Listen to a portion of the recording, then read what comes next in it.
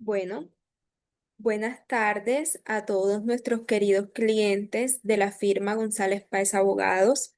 Le damos la bienvenida a nuestro webinar La reforma laboral y su aplicación en el sector de la salud.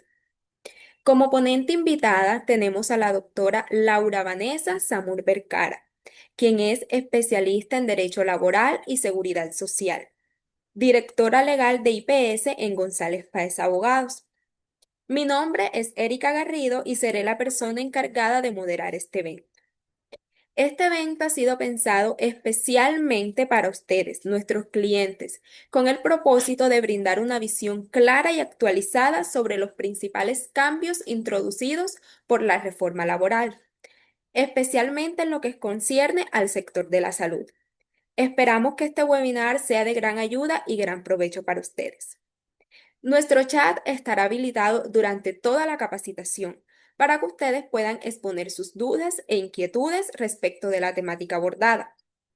Al final de la intervención de nuestra ponente, ella resolverá las preguntas que ustedes hayan manifestado en el chat. Asimismo, los invito a diligenciar el formulario de asistencia que también se encuentra en el chat. Es importante para tener trazabilidad de las personas que hoy nos acompañan.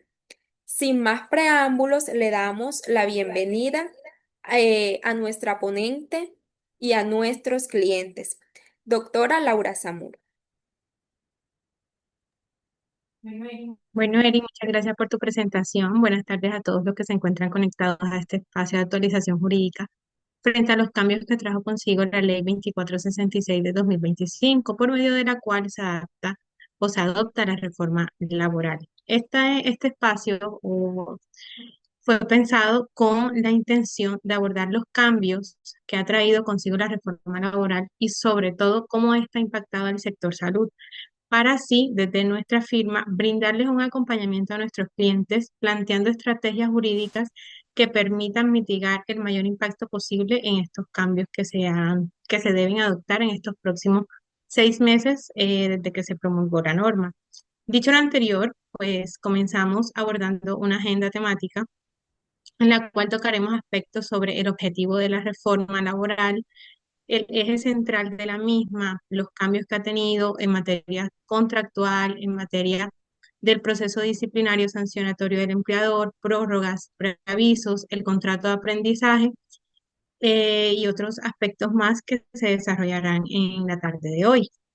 Iniciamos haciendo una breve introducción sobre el objetivo de esta capacitación. Pero antes quiero iniciar mencionando que la reforma laboral no crea un régimen especial para el sector salud y tampoco aborda de forma directa esas particularidades. No obstante, hay algunas disposiciones que pueden regir a nuestro entorno laboral y utilizarlas como herramientas de fortalecimiento del debido proceso disciplinario, así como ir mirando estrategias sobre el tema de los recargos, las limitaciones que trae consigo los contratos de trabajo y mirar en estos 6 meses, que es como la parte en la cual nosotros vamos a entrar a hacer la estrategia, la aplicación de esta norma de forma general en todos los trabajadores.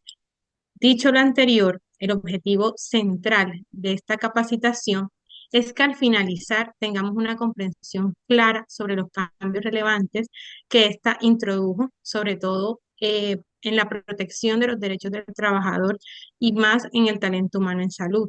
Además, identificaremos también los retos para las instituciones prestadoras del servicio de salud y las acciones que desde la firma recomendamos implementar.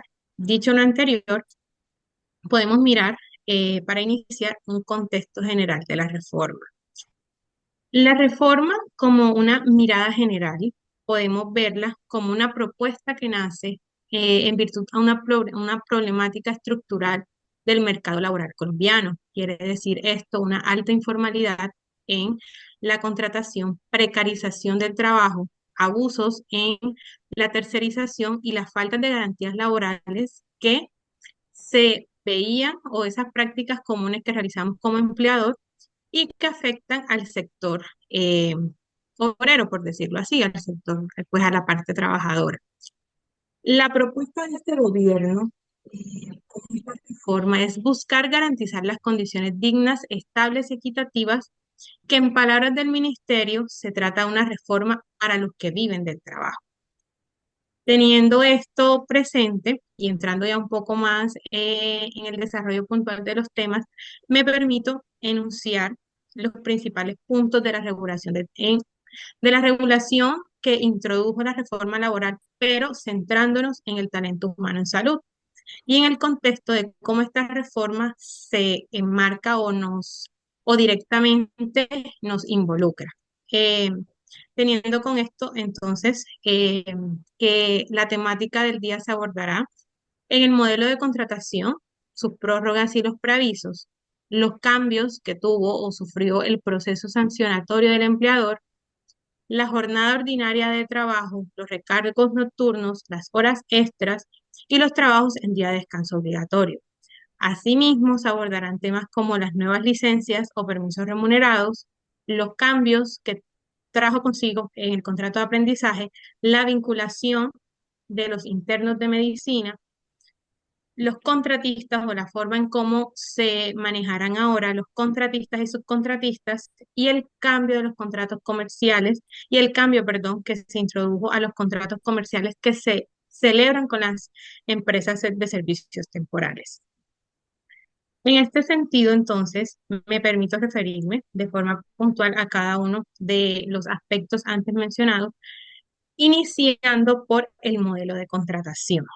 El modelo de contratación eh, introdujo cambios significativos la reforma y uno de ellos es que por regla general el modelo del contrato a implementar será un contrato a término indefinido. No obstante lo anterior, es importante mencionar que se sigue manteniendo o la legalidad, se sigue manteniendo la legalidad de los mismos en los contratos a término fijo, pero estos tienen unas limitaciones. ¿Cuáles son estas limitaciones?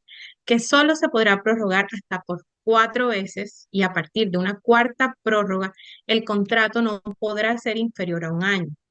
También podrá implementarse para actividades o se mantendrá, perdón, para implementar actividades ocasionales, accidentales o transitorias. Importante la solemnidad en este tipo de contratos porque debe ser por escrito y esta parte que voy a mencionar ahora es supremamente relevante y es que el contrato que sea a un año solo podrá prorrogarse 4 años máximo. No podrá renovarse como lo manejábamos antes a término indefinido. O sea, ¿qué quiere decir esto? Que si yo suscribo un contrato a un año a partir del 25 de junio del 2025, ese contrato que yo suscribo de forma anual solamente lo puedo suscribir por la misma vigencia 4 años. Luego de esto, el contrato debe sí o sí suscribirse a término indefinido. Adicional a lo anterior, eh, es importante mencionar en este capítulo el contrato de obra o labor. El contrato de obra-labor no pierde su legalidad, se mantiene, pero siendo utilizado para temas específicos.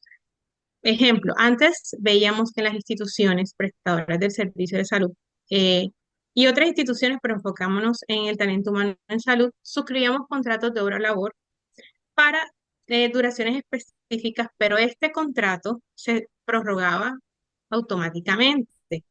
Ya con esta nueva reforma, este contrato sufre cambios. ¿En qué sentido? Se mantiene su legalidad, pero bajo unas condiciones determinadas y específicas.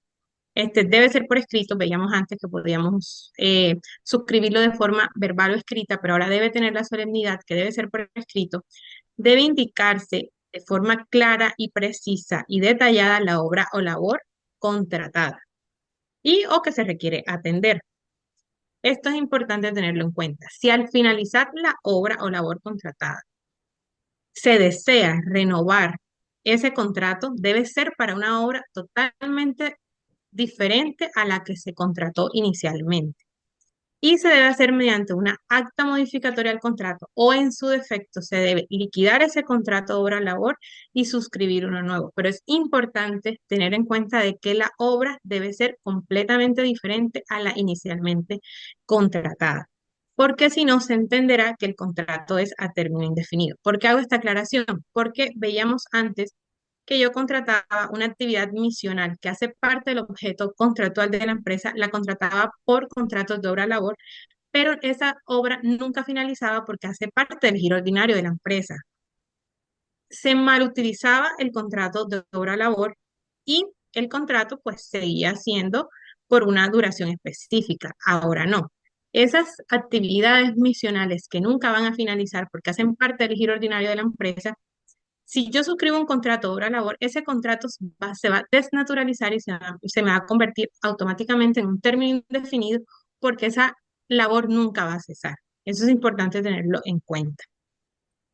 Asimismo, hay que recalcar que si una vez finalizado este contrato, como ya lo dije con antelación, si una vez finalizado este contrato, las partes tienen la intención de suscribir uno nuevo, debe ser por la misma, por situaciones diferentes y se debe dejar claro en el acta modificatoria de ese contrato la nueva obra o labor que se va a contratar, especificando siempre que son distintas. No puede haber una continuidad de esa obra, porque se entenderá desde el inicio, desde el primer contrato que se suscribe, se entenderá a término indefinido. Dicho lo anterior, hablemos un poco de las prórrogas del contrato. La norma nos señala que hay dos, o sea, que el contrato puede prorrogarse, contrato a término fijo puede prorrogarse, pero estos no se van a poder renovar indefinidamente. Se contemplan dos prórrogas. La primera es la prórroga pactada. ¿Qué quiere decir la prórroga pactada? Que estas aplican para los contratos de trabajo celebrados por un término inferior a un año. Esta debe ser pactada por escrito con una antelación de 30 días. Las partes en mutuo acuerdo deciden prorrogar el contrato y se suscribe un acta de prórroga con una antelación de 30 días. Estas hay que tener en cuenta que solamente se admiten 4 prórrogas por igual término al inicialmente pactado. Y si el contrato que se está prorrogando es a término inferior a un año, desde la cuarta prórroga la duración no puede ser inferior a un año. Luego de que se suscriba esa cuarta prórroga inferior a un año, estas prórrogas que prosiguen en el tiempo no pueden ser de una duración máxima de 4 años. Esto es importante tenerlo en cuenta. Hay que hacer una claridad en esta parte y es que los contratos que se encuentran vigentes antes de la entrada en vigencia de la norma se van a contabilizar esas prórrogas a partir del 25 de junio del 2025. Desde ahí se comienzan a contabilizar las prórrogas o las renovaciones para tenerlo en cuenta. Otra de las prórrogas que se contemplaron dentro de la reforma es la prórroga automática. Esta tiene unas particularidades y es que se configura ante la no manifestación de las partes determinar el contrato con una antelación de 30 días. Quiere decir que si mi contrato se vence a 30 de julio, yo a 30 de junio, si no he mencionado que quiero terminar el contrato, se me prorroga de forma automática. Pero aquí hay un cambio y es que ese contrato, si es a término fijo, inferior a un año, esa prórroga automática opera, pero se convierte, perdón, el contrato anual y máximo pueden hacerse 4 prórrogas del mismo por un año. Esto para aclarar el tema de las prórrogas, porque sí hubo una variación en la forma en cómo se venían suscribiendo. Y ya para concluir la parte contractual o los cambios que se introdujeron con base a todo lo que tiene que ver con contratos, prórrogas y demás, tocamos el tema de los preavisos. Los preavisos se encuentran establecidos en el artículo quinto de la Ley 2466 de 2025. Este modificó a su vez el artículo 47 del Código Sustantivo del Trabajo, que en un parágrafo único incluyó que el trabajador o trabajadora puede preavisar a su empleador con un con una antelación de 30 días calendario su decisión de terminar el contrato. No obstante, esta desobediencia, por decir un término, del trabajador en realizar ese preaviso, si no lo realiza, no va a generar ningún tipo de sanción.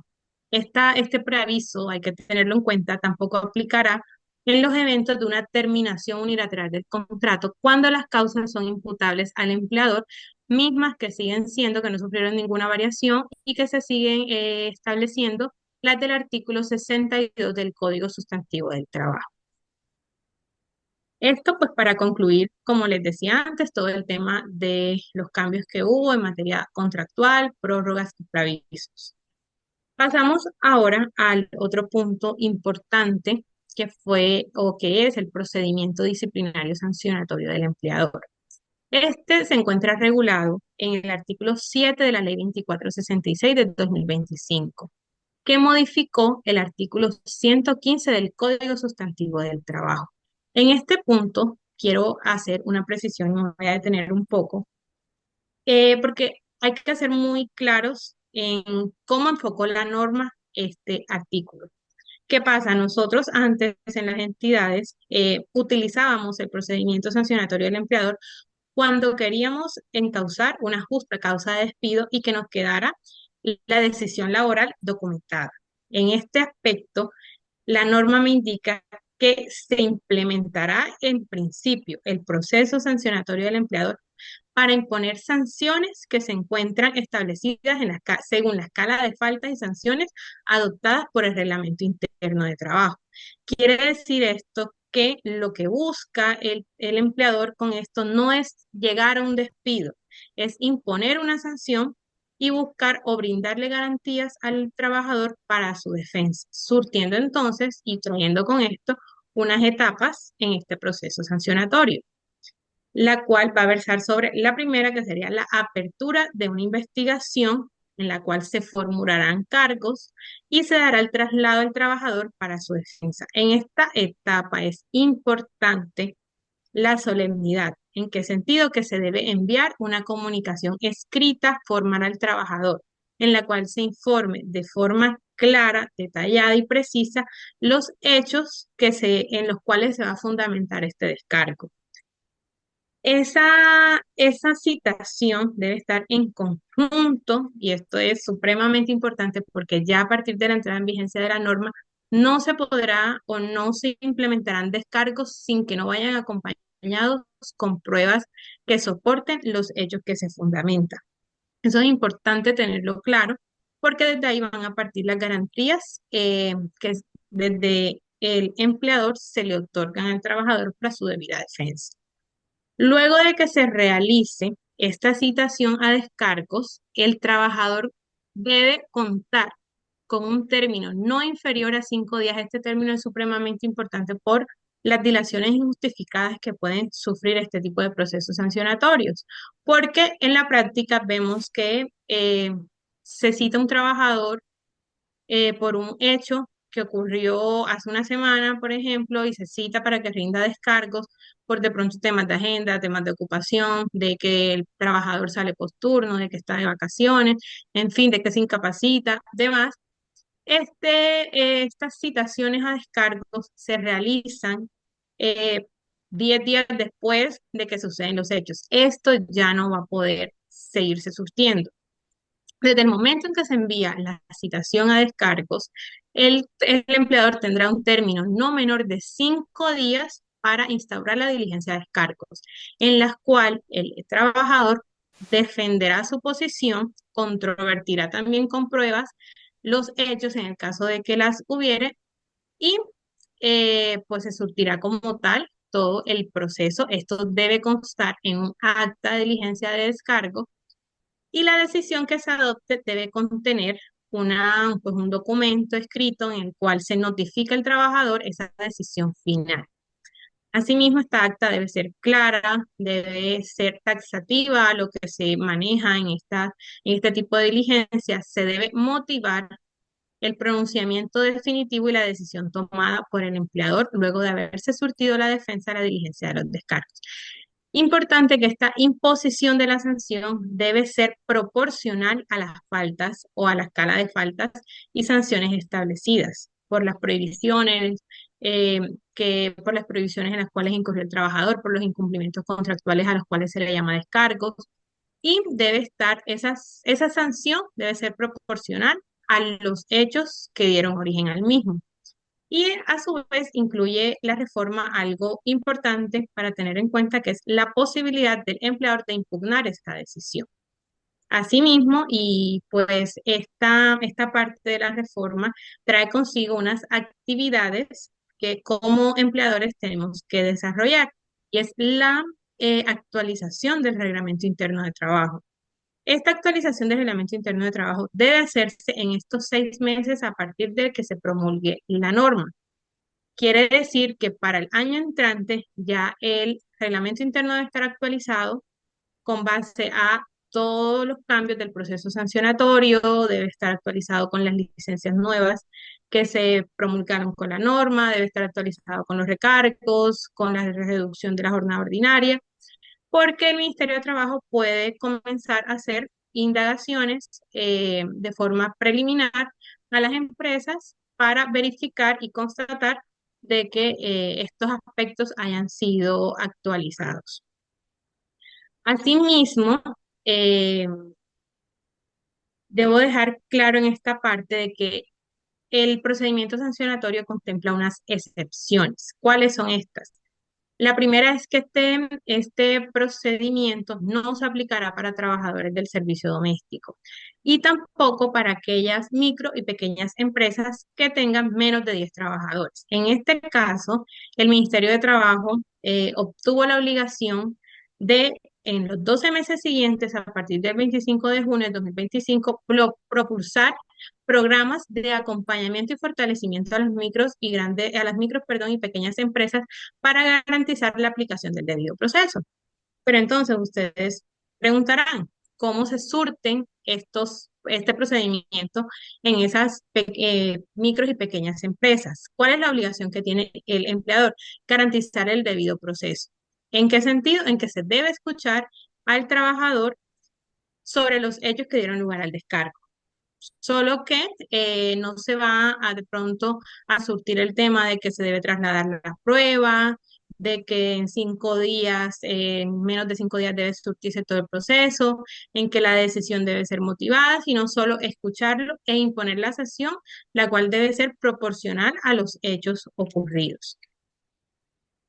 Seguido de lo anterior, entramos, bueno, ya concluyendo el tema del RIF, hay punticos que se deben tener en cuenta, el cual es que se debe publicar, se debe cumplir con la obligación luego de la actualización, se debe publicar el reglamento interno de trabajo mediante en dos lugares visibles de la entidad. Se debe cumplir con el procedimiento establecido en el artículo 119 del Código Sustantivo del Trabajo, que nos indica que se le debe notificar a los trabajadores mediante una circular interna el contenido del reglamento interno de trabajo, las actualizaciones o versiones que surgieron de este, socializarles el contenido a los trabajadores, y para aquellas empresas que tienen más de una sucursal, mantenerlo colgado en la página web o en sitios internos de fácil acceso para los trabajadores, y a su vez comunicárselos a los correos electrónicos personales que ellos, que ellos previamente van a notificar. Asimismo, pues en cuanto al reglamento interno de trabajo, ya se me escapa algo y que también es importante, que antes no se veía, y es que ahora el procedimiento sancionatorio del empleador puede aplicarse dependiendo las facultades o las facilidades que tenga el trabajador de tener las herramientas de tecnología de la información, puede practicarse de forma virtual. Entonces, esto es importante porque esto nos permite facilitar un poco el proceso y ser un poco más juicioso con el tema de los términos. Listo, bueno, listo el tema del reglamento interno de trabajo, pasamos a un tema supremamente importante, que es la jornada ordinaria de trabajo.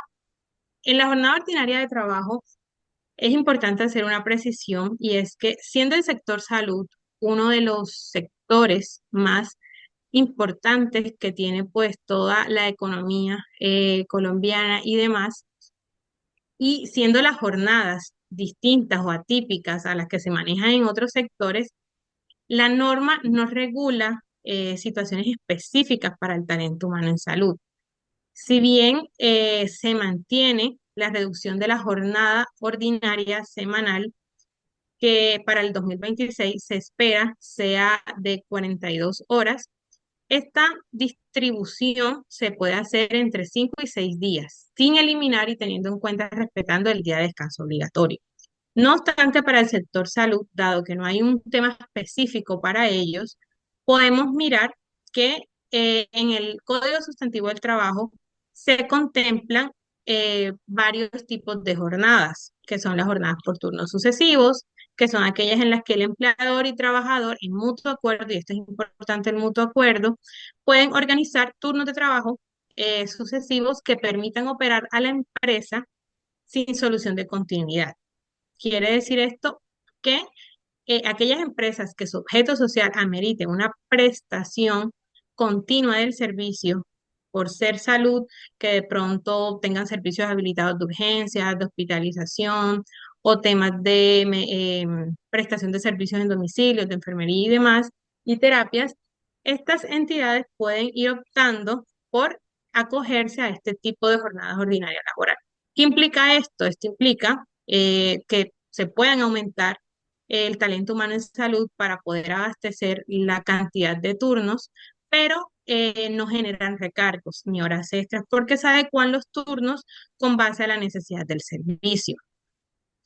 Siguiendo entonces con el hilo de este punto, la jornada por turnos de trabajo sucesivo es aquella que el empleador y el trabajador pueden acordar temporal o indefinidamente la organización de turnos sucesivos que permitan operar la empresa o secciones de la misma o servicios de la misma, siempre y cuando, y esto es importante, en este tipo de jornada no excedan no excedan 6 horas diarias o 36 a la semana. Esto es importante porque se debe fundamentar como tal en la solicitud que se debe enviar al Ministerio de Trabajo para la autorización de la misma, se debe fundamentar el por qué se necesita implementar jornadas de trabajo de turnos sucesivos, eh, debe ser relativamente importante el tema de que ahí debe mediar un mutuo acuerdo entre el empleador y el trabajador. El mutuo acuerdo es supremamente importante y para esto se le debe socializar a los trabajadores la necesidad de implementar ese tipo de turnos. Seguidamente tenemos una jornada por turnos de trabajo no sucesivos. ¿Qué quiere decir esto? El artículo 165 del Código Sustantivo del Trabajo, el cual no sufrió ninguna modificación, incluye que por la naturaleza de la labor y que ésta no exige una actividad continuada, la jornada puede ampliarse en un lapso de 8 horas diarias y no superar las 138 horas mensuales. Esto es importante porque esta jornada deberá distribuirse máximo en 3 semanas. La aplicabilidad de estos turnos de trabajo debe ir enfocada a la necesidad que cada empresa tenga de manejar sus turnos o de manejar su servicio. Por eso es que cada caso en particular debe ser estudiado y debe darle pues soluciones específicas a temas puntuales, sino que de forma general lo socializo para que de pronto ustedes vayan mirando de forma estratégica cómo quieren organizar sus turnos. Y una que es la última, que es la que considero aplica más para el sector salud, es la jornada de trabajos sin solución por turno sin solución de continuidad.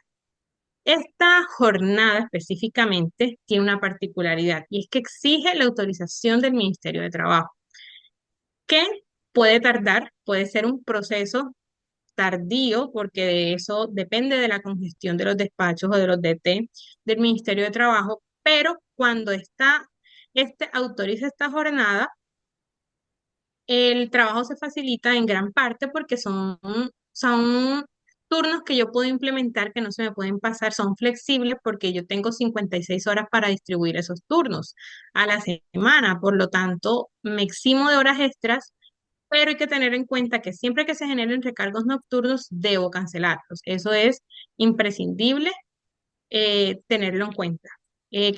Debe cumplir para esta jornada debe cumplirse tres requisitos fundamentales, y es que las actividades no deban cesar por hacer parte del objeto social de la empresa, debe contar con una aprobación por parte del Ministerio de Trabajo. No se causan, como ya le dije, trabajo suplementario o horas extras, pero sí se deben cancelar los recargos, y si se trabajan en días de descanso obligatorio, deben remunerarse el dominical o el festivo, en caso de que se labore.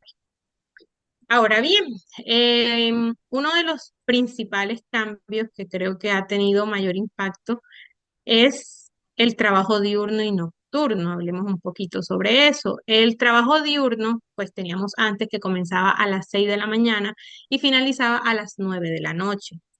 Esto, eh, después de la entrada en vigencia de la norma, tenemos 6 meses para aplicarlo. eh, ¿Cómo quedará? Quedará el trabajo diurno, es aquel que se va a realizar entre las 6 de la mañana y las 7 de la noche. Y el trabajo nocturno será aquel que se realiza entre las 7 de la noche y las 6 de la mañana. Esto es importante para tenerlo en cuenta por el tema de horas extras y por el tema de los recargos.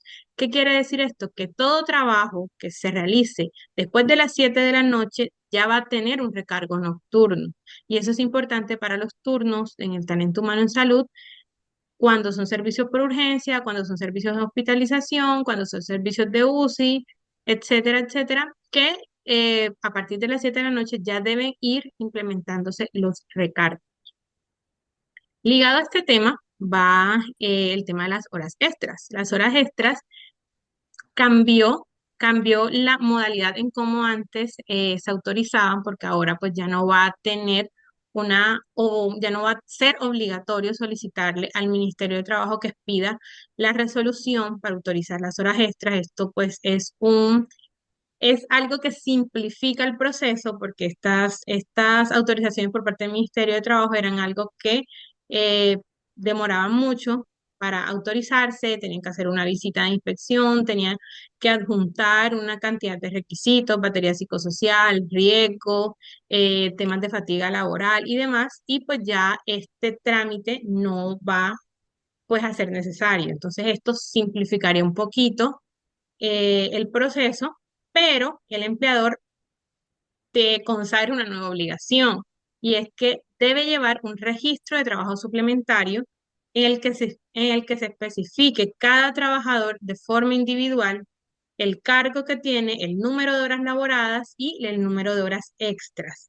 Asimismo, si el trabajador llegase a solicitar esta relación de horas extras, se debe realizar la entrega o copia de la misma con el debido soporte que acredite ese pago. Aquí hay un tema, y es que el sector salud queda eximido del límite de horas extras. ¿Qué quiere decir esto? Las horas extras están autorizadas máximo 12 horas semanales, pero la norma contempla una excepción al sector salud y el sector de vigilancia de quitar ese límite de horas extras. Esto es un poco ambiguo. El Ministerio de Trabajo deberá expedir un concepto que amplíe esto, porque la norma es ambigua en ese sentido. Sin embargo, todo trabajo suplementario después que se pase la jornada ordinaria debe pagársele, y debe pagársele como extra, dependiendo de la jornada que se organice con los trabajadores. Ahora bien, un tema ligado a esto también que debemos socializar es la remuneración en día de descanso obligatorio. Entonces, para abordar este tema, será remunerado con un recargo, perdón, del 100%, el cual su implementación será de forma gradual. Para este año tenemos un recargo del 85%. A partir del 1 de julio del año que viene, sube al 90%, y a partir del 1 de julio del año 2027 el recargo se mantiene en el 100% del salario ordinario por cada hora, en proporción pues a las horas laboradas, claro está. Esta remuneración va a depender del día de descanso o del trabajo del día, en día de descanso obligatorio, que para todos los efectos, si no se pacta algo en contrario, se entenderá que es que es el dominical. Asimismo, hay una diferenciación en cuando el dominical es ocasional o cuando este es habitual. Cuando es ocasional es cuando en un mes se elabora más de 2 domingos. Se entiende que el trabajo es ocasional y por lo tanto debe pues cancelarse la remuneración de recargo, perdón, de dominical o festivo.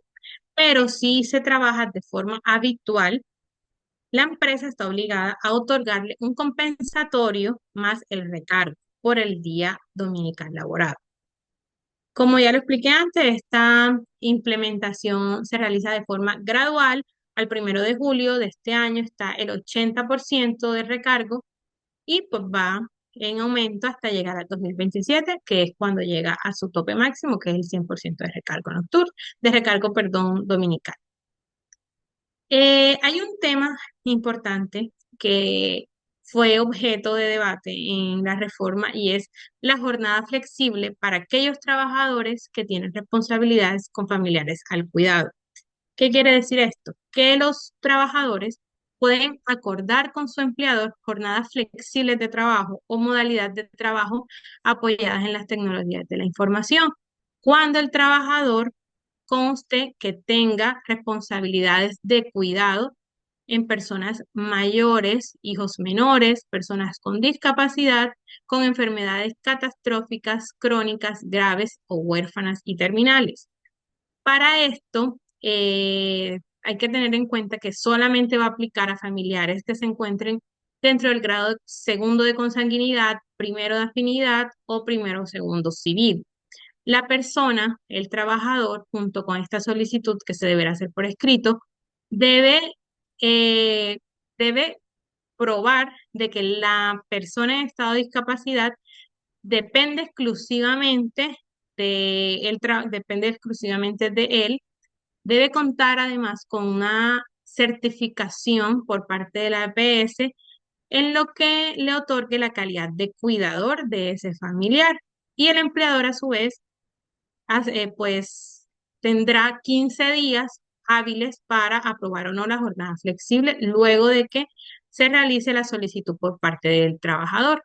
Esto hace parte de una de las garantías que se establecieron en la reforma y que pues es un cambio significativo porque antes no contábamos con ella dentro de nuestro ordenamiento laboral. Finalizando ya con esto, el tema de la jornada ordinaria laboral, pasamos a las licencias y permisos remunerados.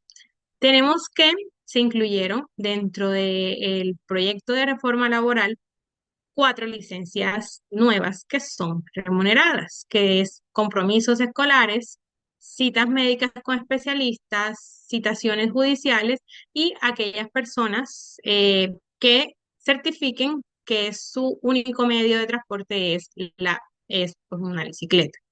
Voy a definirlas cada una. Los compromisos escolares se otorgará este permiso remunerado siempre que el acudiente sea el trabajador y este compromiso escolar sea de obligatorio cumplimiento para la persona. Las citas médicas. Esto es importante porque hay un tema ligado a esto que son las mujeres, las trabajadoras mujeres que padecen de endometriosis. Estas citas médicas se va a priorizar cuando la trabajadora esté diagnosticada con esta enfermedad, cuando esta cita médica sea de carácter urgente con especialistas y debe ser notificado con antelación al trabajador. Asimismo, las citaciones judiciales también aplica cuando éste notifique con antelación y justifique debidamente esta licencia o permiso remunerado. Y el incentivo de movilidad sostenible. En este aspecto se desarrolla es que se otorga un día de descanso remunerado por cada 6 meses de trabajo.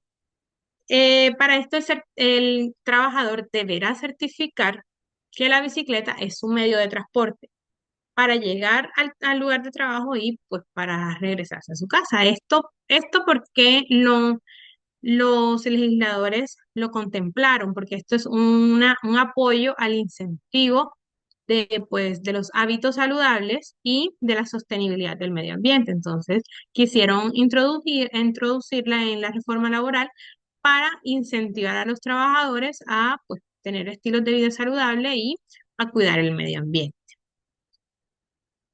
Siguiendo con el orden del día, nos permitimos ahora hablar sobre el contrato de aprendizaje.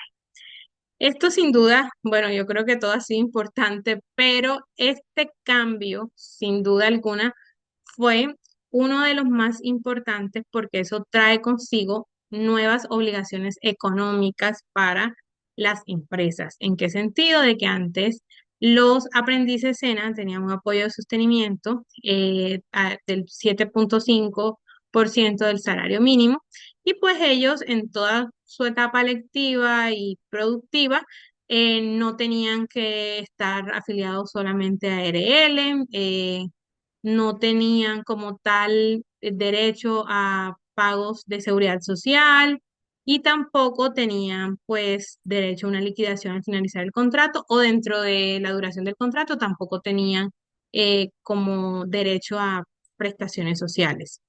Entonces, al introducir la reforma laboral, estos cambios en el contrato de aprendizaje, pues obviamente se genera una carga adicional a la nómina de los empleadores.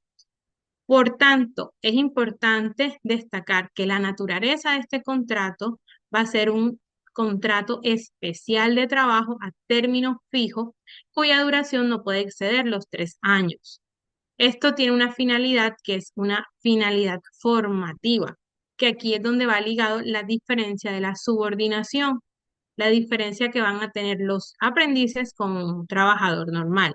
Y es que estas funciones que van a cumplir ellos deben estar ligadas exclusivamente o orientadas a su proceso de formación. Por lo tanto, el empleador, que en este caso sería la empresa patrocinadora, no podrá interferir en ese proceso de formación o alterar el objeto del contrato. Entonces, ahí podemos hablar de una limitación a un elemento subordinante del empleador. Asimismo, el apoyo de sostenimiento se considera salario, pero se mantiene la denominación de apoyo de sostenimiento. ¿En qué sentido? Que este se otorgará de diferentes formas dependiendo de la fase en donde que se encuentra el aprendiz. Tenemos que hay una formación tradicional en la cual hay dos fases, fase lectiva, fase práctica. En la fase práctica, el aprendiz tendrá una remuneración del 75% de un salario mínimo legal mensual vigente. Se debe afiliar a Salud, Pensión y ARL. En esta parte, al no devengar un salario al 100%, no se van a realizar descuentos a salud, pensión y ARL y tampoco se van a generar prestaciones sociales. Ya en su fase práctica, que es la remuneración debe ser el 100% de un salario mínimo legal mensual vigente, sí se debe igual mantener la afiliación a salud, pensión y ARL, pero como aquí ya va a tener un carácter un poco más laboral, el contrato sí se le van a realizar los descuentos por ley de la seguridad y salud social que le correspondería al aprendiz y se van a generar un pago de prestaciones sociales. Asimismo, auxilio de transporte. En la formación dual, en su primer año, se va a mantener el 75% de un salario mensual más la afiliación a sistemas, al sistema de seguridad y salud, de seguridad y salud y riesgos laborales. Y asimismo, el segundo año se va a mantener el 100% más la afiliación de salud, pensión y AGL. Pero con la diferencia de que aquí en ambas etapas o en ambos años se va a mantener el pago de prestaciones sociales. Esa es la diferencia con la formación tradicional. Ahora, es importante hablar de la monetización. La monetización eh, quiere decir que aquellas empresas que decidan no vincular aprendices deberán cancelar al SENA una cuota por cada aprendiz no contratado del 1,5 salarios mensuales legales vigentes.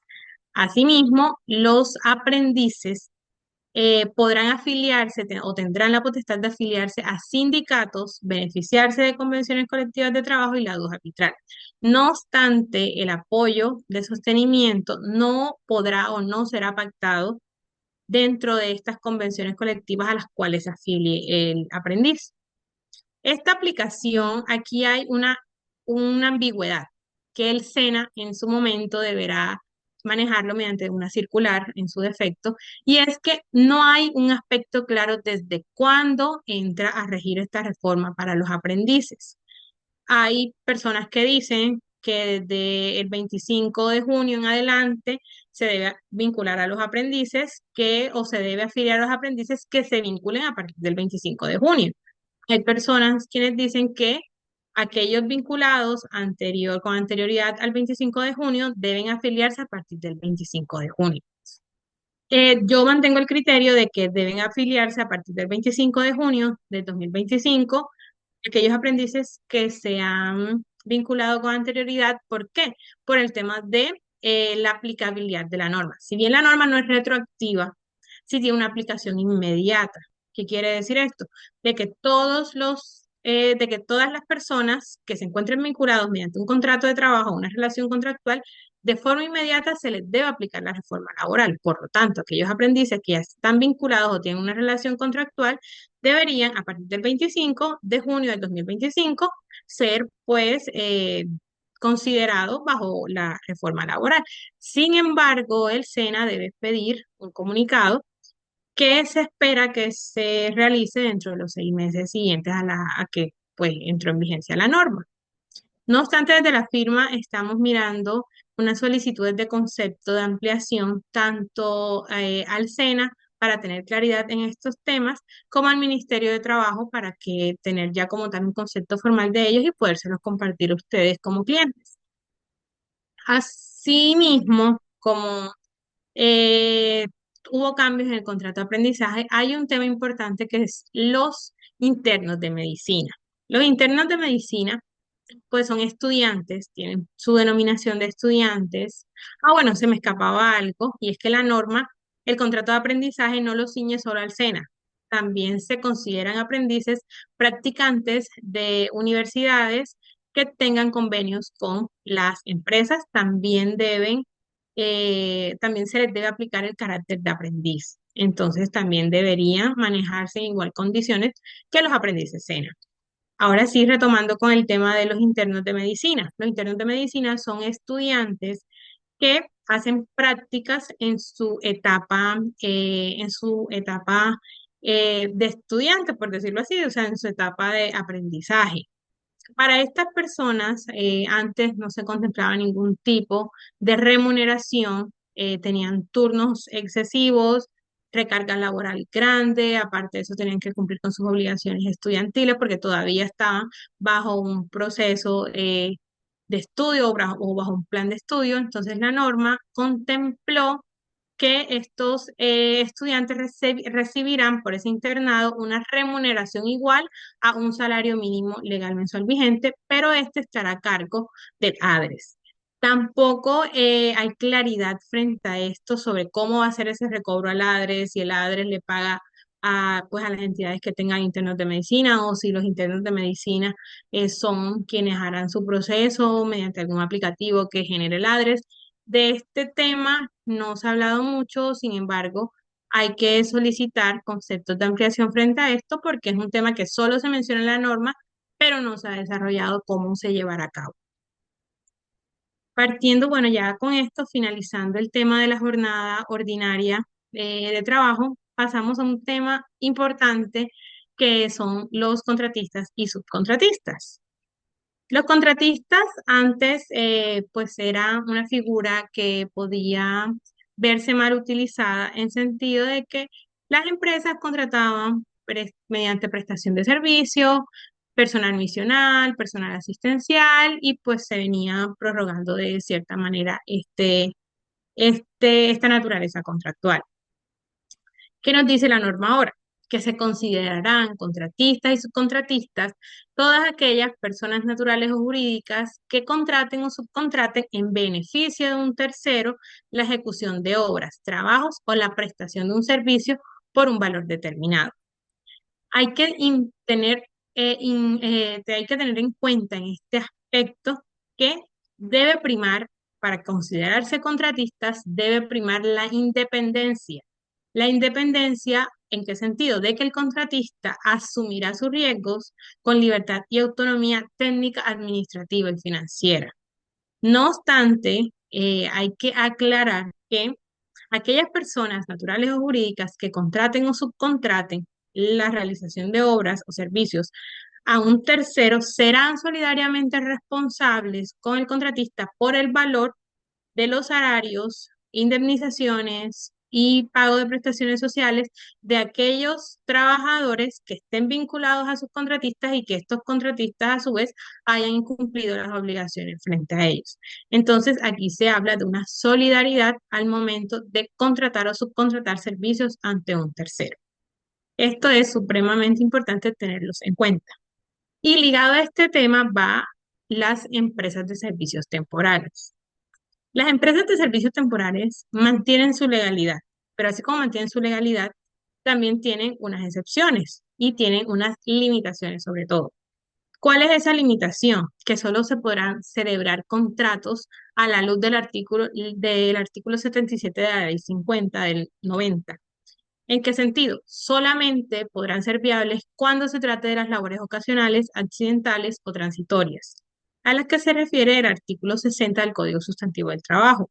Asimismo, se podrán hacer acuerdos comerciales entre la empresa usuaria con la empresa de servicios temporales cuando se requiera personal para reemplazar en reemplazo de vacaciones o licencias o incapacidad por enfermedad o maternidad.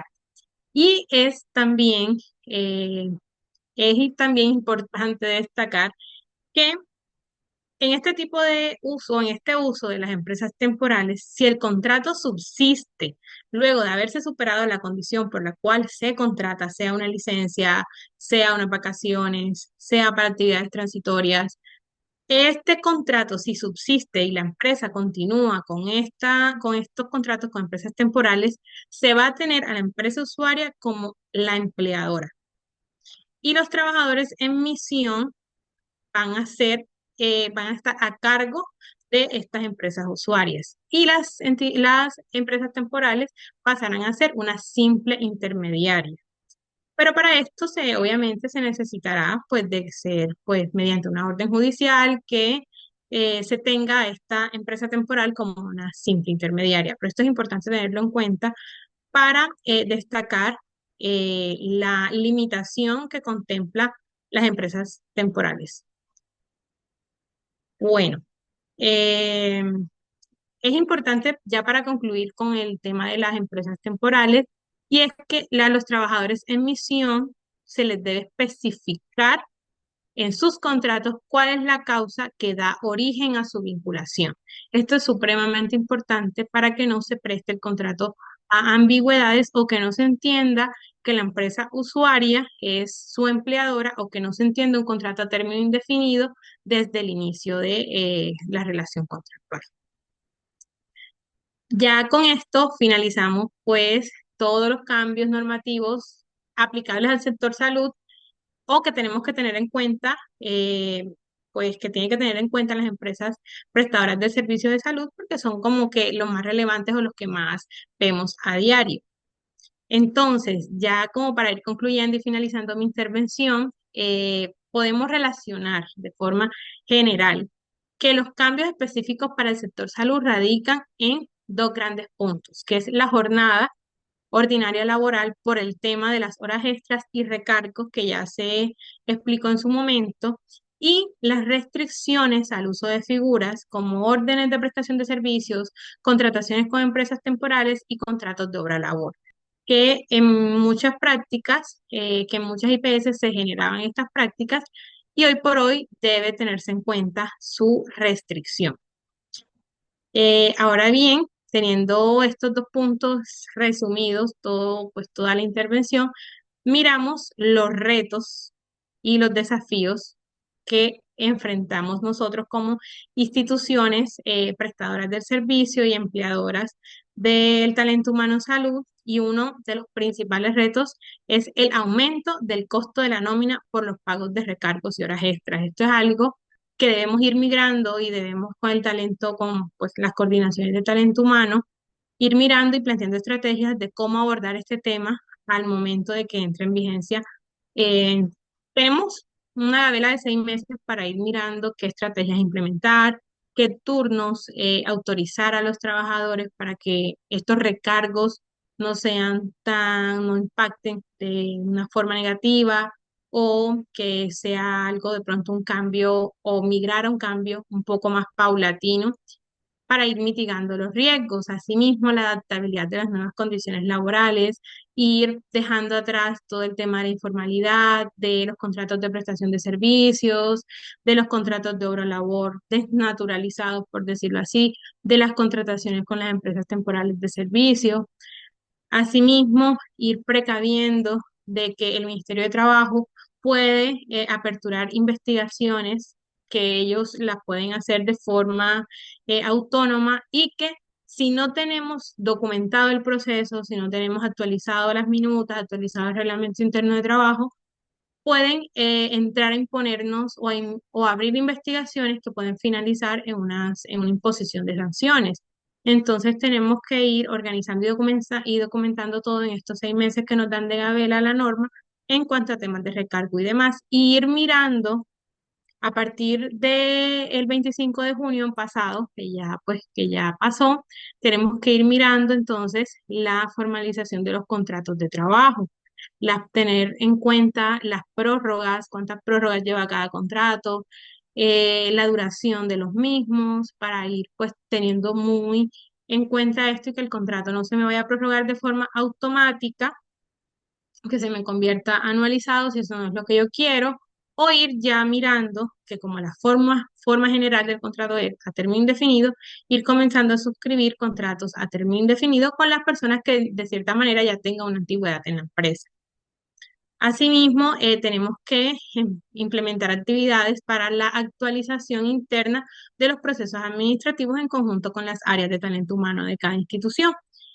Las recomendaciones como firma que tenemos que dar es actualizar las minutas contractuales, actualizar los reglamentos internos de trabajo, fortalecer sobre todo el proceso de gestión de talento humano, capacitar al personal en los derechos y obligaciones laborales y documentar el proceso de dejar actas, protocolos y constancias en los procesos de formalización que vamos a llevar a cabo. Bueno, y ya después de la intervención, para concluir o de forma ya a manera de conclusión, la ley 2466 de 2025 representa una transformación significativa en el régimen laboral colombiano. Tiene implicaciones generales que impactan al sector salud, que pese a no contemplar un régimen especial para este, sí tienen muchas cosas que entraron a regular, que desde la experiencia vemos que en muchas IPS se están como materializando ese tipo de informalidad y que esta norma entra a decirnos tienen que hacer las cosas más formales, aplicando la norma laboral como tal, porque el talento humano en salud es uno de los sectores más, lastimosamente, más precarios que de pronto no incide tanto, pues por la falta de recursos, sabemos que hay mucho tema administrativo, flujo de recursos y demás, pero sí debemos ir migrando hacia lo que nos plantea la reforma laboral, privilegiar el contrato a término indefinido, establecer límites, sobre todo en la contratación temporal, ampliar pues derechos al debido proceso, brindarle las garantías a los trabajadores, contemplar las licencias remuneradas, ir revisando con las partes contables el tema de los recargos suplementarios, nocturnos, contabilizar las horas extras, contar con la relación de las horas extras con Excel, con los soportes de pago, ir documentando todos los procesos, cosa de que cuando ya el Ministerio de Trabajo comience a realizar visitas de inspección, nosotros podamos contar con las herramientas por lo menos mínimas necesarias y evitar de pronto sanciones frente a esto. Y con esto, bueno, ya concluyo esta hora de capacitación. Espero que haya sido pues de gran ayuda para ustedes. Por parte de la firma vamos a mandar un documento en el cual está resumido lo que se habló hoy de forma muy detallada para que se tenga en cuenta ante cualquier estrategia que se quiera implementar. Y pues de parte de sus consultores legales y de mi apoyo como coordinadora del área, pues estaremos prestos a brindarle el acompañamiento necesario.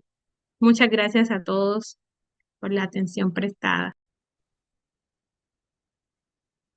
Bueno, muchas gracias, Lau.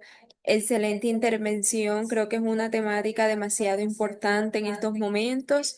Entonces, bueno, en este orden de ideas y tal como lo mencionamos, vamos a dar lugar al panel de preguntas. Por el momento veo dos preguntas en el chat. Una de ellas es la siguiente. Dice, en referencia a los aprendices, ¿seguirán vigentes las condiciones de no realizar labores los días domingos y festivos, como la generación de horas extras?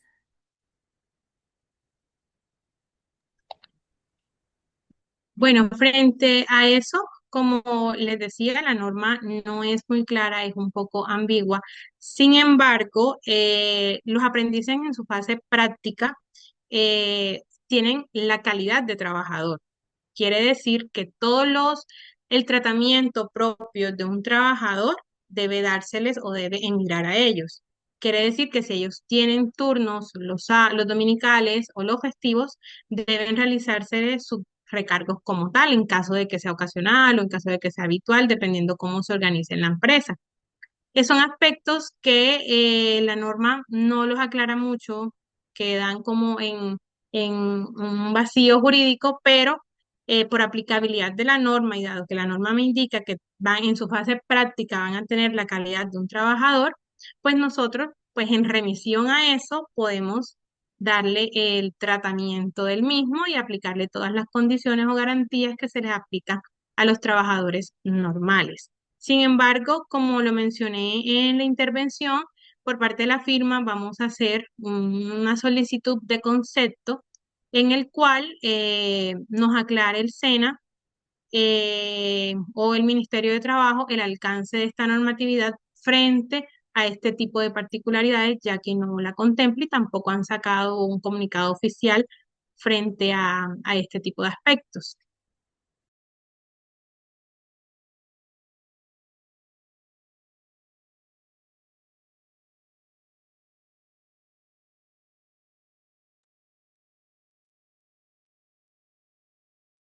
Muchas gracias, Laus.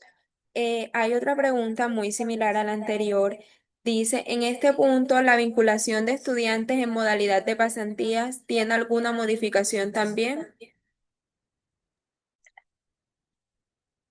Bueno, la norma indica que se entenderán aprendices y tendrán el mismo carácter los pasantes, los que se encuentran mediante contrato de aprendizaje o todas aquellas personas que tengan la calidad de practicantes. Quiere decirte que aquellas personas que tengan pasantías en convenio con una cooperativa de estudio, con una corporación universitaria o con una universidad, pues también tendrán el mismo o la misma protección que un aprendiz vinculado por el SENA.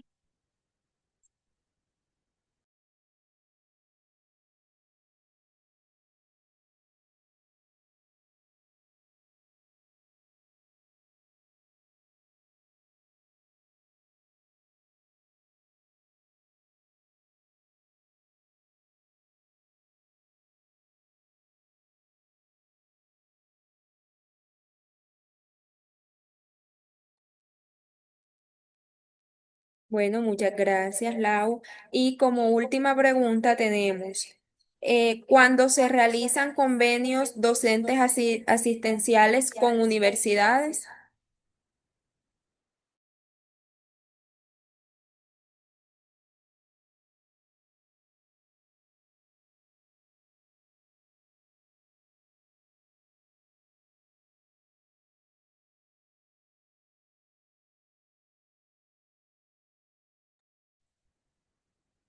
Bueno, frente a eso, como les decía, no hay como una línea clara trazada por la cual nosotros de pronto podamos decirle aplica, no aplica, porque son aspectos, o sea, ¿qué pasa con la norma? La norma contempla muchos vacíos todavía, porque el Ministerio de Trabajo, posterior a esta promulgación, va a entrar a regular aspectos específicos, temas de aprendizaje, temas de jornadas ordinarias, temas incluso de la parte inclusiva de aquellas personas en situación de discapacidad y demás, y hay muchos aspectos que aún no han sido desarrollados. Entonces son aspectos que quedan como en el tintero, por decirlo así, porque la norma no señala un camino por los cual nosotros podamos trazarnos. Sin embargo, eh, al tener una analogía a los aspectos que se han desarrollado, pues debemos aplicarlo en igual sentido a los aprendices SEN, a todo lo que dice el contrato de aprendizaje, hasta tanto no haya un pronunciamiento contrario a eso o que aclare estos aspectos que no han sido tocados todavía. Bueno, Lau, excelente intervención. Gracias por esta ponencia, de verdad muy útil para todos. Nuevamente agradecerle a la doctora Laura y agradecerle a nuestros clientes y asistentes que se conectaron en nuestro webinar exclusivo organizado por la firma González Páez Abogados. Tal y como se ve en la diapositiva, nos pueden contactar a través de ese correo para alguna consulta y en nuestras redes sociales. Agradecemos su participación y nos vemos en un próximo evento. Muchas gracias.